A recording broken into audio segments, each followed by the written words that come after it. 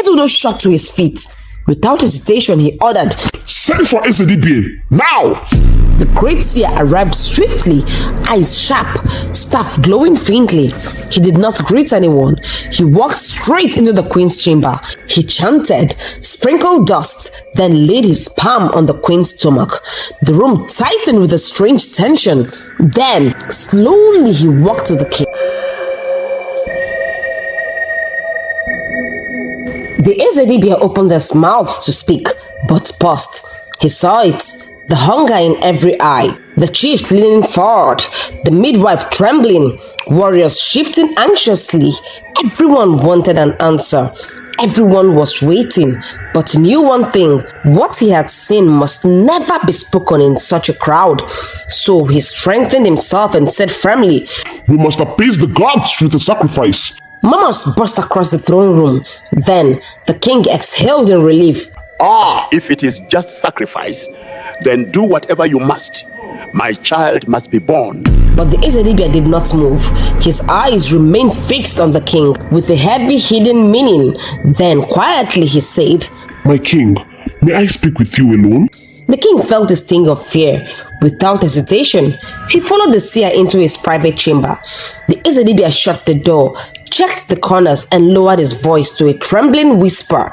"My king, it is not the gods who need appeasing. I only said that to calm the eager ears." The king's eyes widened. "What do you mean?" The Ezedibie swallowed hard. "It is Nsioku who must be appeased, not the gods." Ezeodo staggered back as if struck. "Nsioku? But she's banished. What does she have to do with my unborn child?" The Ezedibie's face turned pale. "Everything. Your queen did not conceive by the blessing of the gods. The birth is blocked because the giver demands her due." The king's breath vanished. "What does she want?" The room went silent. The air thickened. Then the Ezedibie whispered the words that shattered the king's heart. "For your son to be born, Nsioku's heart must be exhumed." The king stumbled backward, gripping the wall. Outside the chamber, the queen screamed again, a long agonizing cry that shook the palace. The king stood frozen.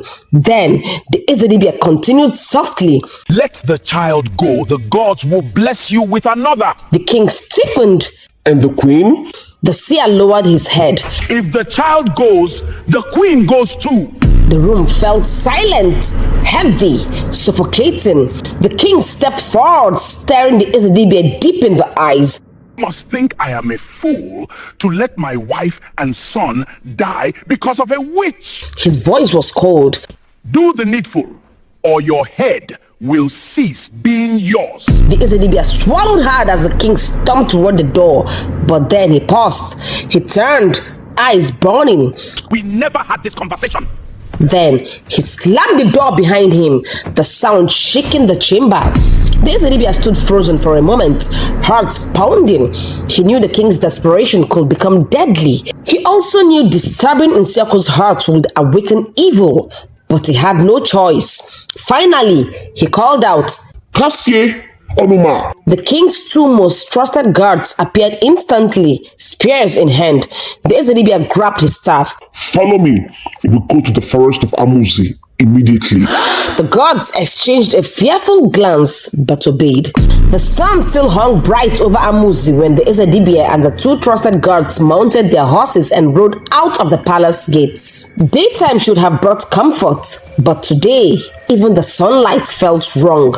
Villagers stepped aside, whispering as the trio sped through the dusty paths. No one knew where they were going, but the fear on the Ezedibie's face told them everything they needed to know. Something terrible was happening.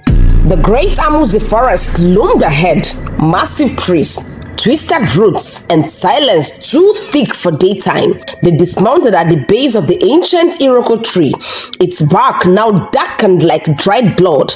This was where Nsioku's heart had been buried. The Ezedibie raised the staff. "Dig!" The gods obeyed, hands trembling as they tore into the earth. Each scoop made the air grow colder, heavier, angrier. Then, third, they struck something hard beneath the soil. The Ezedibia's breath hitched. They brushed off the dirt, revealing a calabash sealed with sacred markings. Even after all these years, it pulsed faintly like a heart still beating. The Ezedibia hesitated only for a second, then he whispered, "May the gods forgive us." He lifted the calabash from the earth. The moment it left the ground, boom! A deafening crack ripped through the forest. The sky darkened instantly as if the sun had been slapped out of the heavens. The trees shook violently, and then millions of bats exploded out of the forest.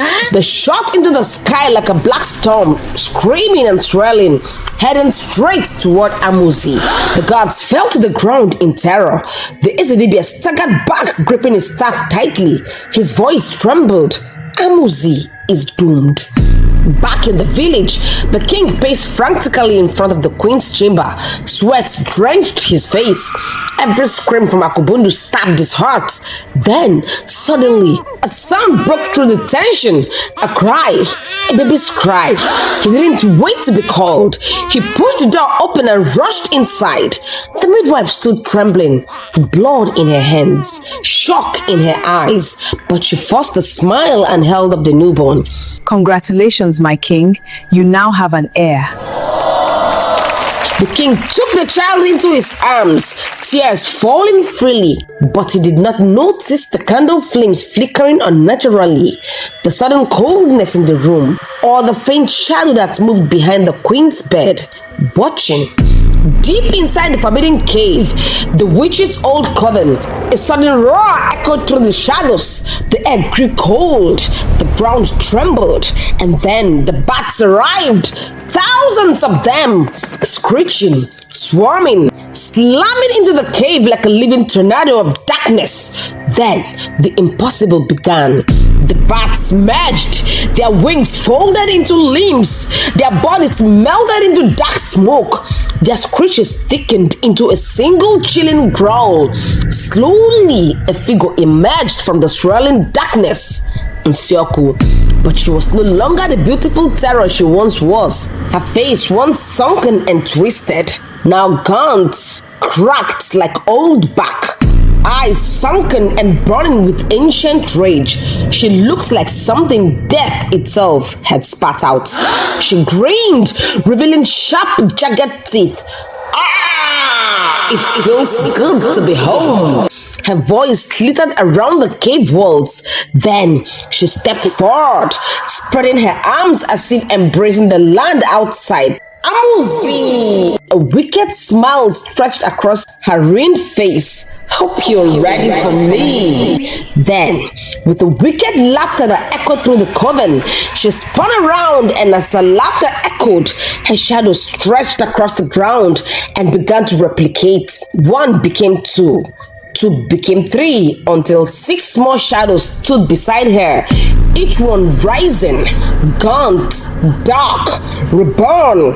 Nsioku stepped forward, her voice cold and triumphant. The 7 witches of Amuzi have returned.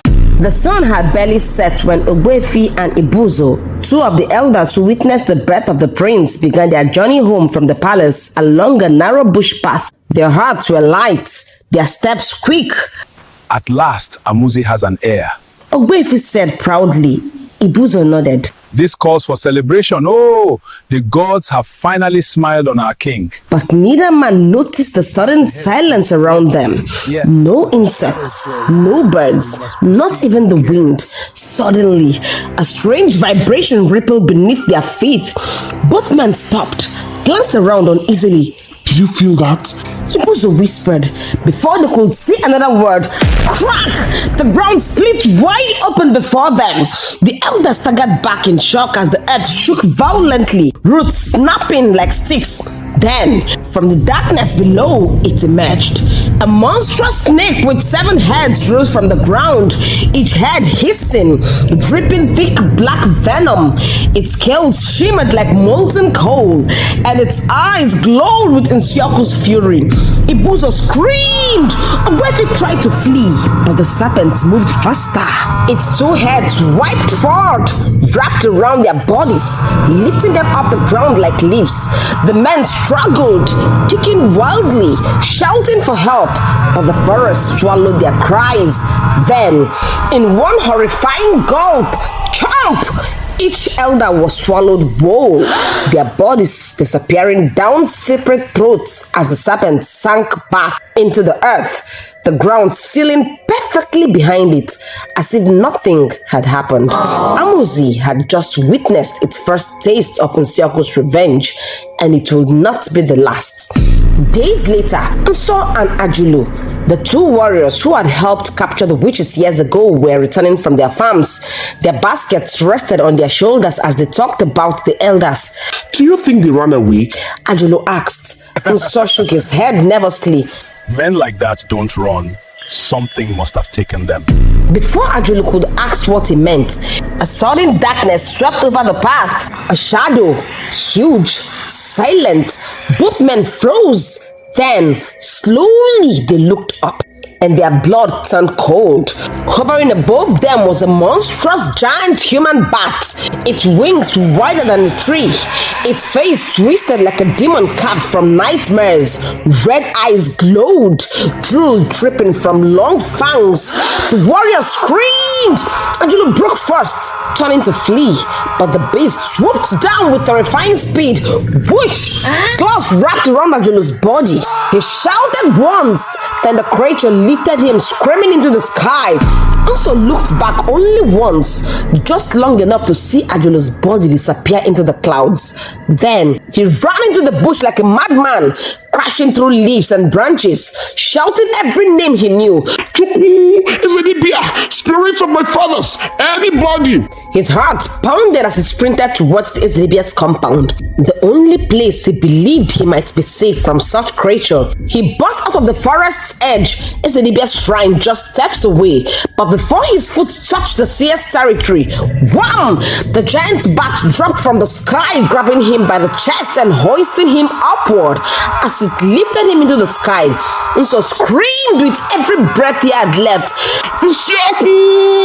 His cry echoed across the forest, and in that moment, Ezedibia jolted awake, drenched in cold sweat. He had heard it. He had felt it. The name struck his spirit like lightning. Nsioku had wakened. She's hunting, and not even he was safe. That night, the palace was restless. Servants whispered. Chiefs trembled. 4 important men were gone, swallowed, snatched, vanished, and the king could no longer deny it. Nsioku had returned. The next morning, the Ezedibia arrived at the palace gate before dawn, his clothes dusty, his eyes bloodshot, his staff shaking in his hand. The guards rushed to him. Great seer, what troubles you? He didn't answer. He pushed past them, heading straight for the king. Ezudo was pacing in his chamber when the seer burst in. My king! The Ezedibia yelled, breathing hard. She's killing them one by one. The king stiffened. Who? Nsioku. Ezudo's face drained of color. Ogwefi, Ibuzo, Ajulu, Nso. The Ezedibia continued, voice trembling. All who took part in her capture, all are now dead, and she's not done. The king swallowed hard, fear tightening his chest. What should we do? The Ezedibia tapped his staff on the floor, the sound echoing ominously. The forest did not weaken her, my king. It made her stronger. Even I cannot face her now. The king clenched his jaw. Then who can? The Ezedibia hesitated, then spoke the name the king least expected. Only the one she has a soft spot for. Only the one her heart wants desire. The king frowned. The Ezedibia looked up slowly. Obidike. The king stepped back in shock. Obidike the blind warrior? The Ezedibia nodded. Yes. The only man Nsioku ever loved. The only weakness she has left. And the only one who can end her. The king sank into his throne overwhelmed. Outside, thunder rumbled, though the sky was clear. A sign, a warning, a promise. Nsioku was coming for Amuzi, and the only hope the kingdom had was the blind man who once broke a witch's heart. Before the sun fully rose, a messenger was sent racing toward the quiet edge of Amuzi, to the small hut where Obidike, once the greatest warrior of the kingdom, now lived in silence, blind, broken, forgotten by many. The messenger arrived breathless. Obidike! Obidike! The blind warrior stepped out slowly, his clouded eyes facing the morning light.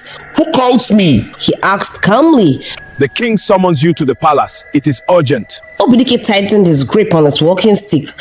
Urgency from the king only meant one thing: danger. He nodded once. Lead the way. When they arrived, the palace was in chaos. Guards murmured, servants prayed. The king invited Obidike to his chamber, desperation in his voice. Obidike, Amuzi needs you. Obidike's face remained still. Need me? A blind man? The Ezedibia stepped forward, lowering his voice. Only you can face her. Obidike stiffened. Who? The seer inhaled deeply. Nsioku. A heavy silence fell. Obidike's expression changed. A flicker of pain, of memory, of something darker. He clenched his jaw. But Nsioku is dead. Ezedibia shook his head. No, she has returned and is killing the people of Amuzi one by one. Obidike's hands trembled slightly. The king spoke urgently. She's stronger than ever, and she's coming for all of us. Obidike turned his blind eyes towards the wind, as if listening to something far away. The Ezedibia stepped closer. Will you fight her then? A long pause. Then Obidike bowed his head, his voice low and steady. For Amuzi, for the king, and for the eyes that once saw light, I will fight. Far beneath the mountains, in the coven, Nsioku sat on a stone throne made of roots and bones. Her 6 witches hovered around her like shadows. Suddenly, her head snapped up. A slow grin stretched across her ugly face. She said my name. The witches stared uneasily.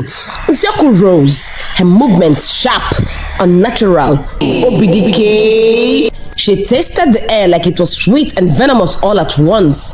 The cave dimmed as her power pulsed, cracking the ground beneath her. The one who broke my heart wants to fight. She laughed, a cold, jagged sound that shook dust from the ceiling. Let him come. I have waited long enough. Outside, a storm gathered unnaturally fast, swirling above the great mountain like a black halo. Then it headed towards Amuzi, swallowing the sky in an unnatural darkness. Ezedibia felt the pressure tightening, the air growing heavier. Nsioku was moving, and there was no more time. Quickly, she rushed to the king. My king, we must leave this palace now. Nsioku will not strike openly. She will strike where it hurts the most.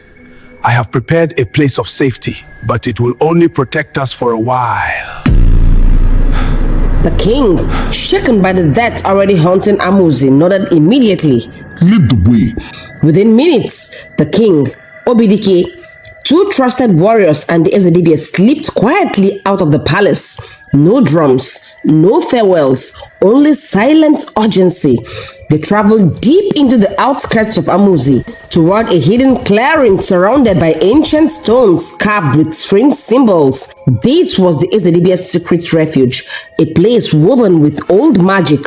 When they arrived, the Ezedibia raised the staff. She listens to everything. No fire, no noise. As night fell, the Ezedibia began the fortifications. He drew a wide circle around Obidike with sacred chalk, murmuring incantations older than the kingdom itself.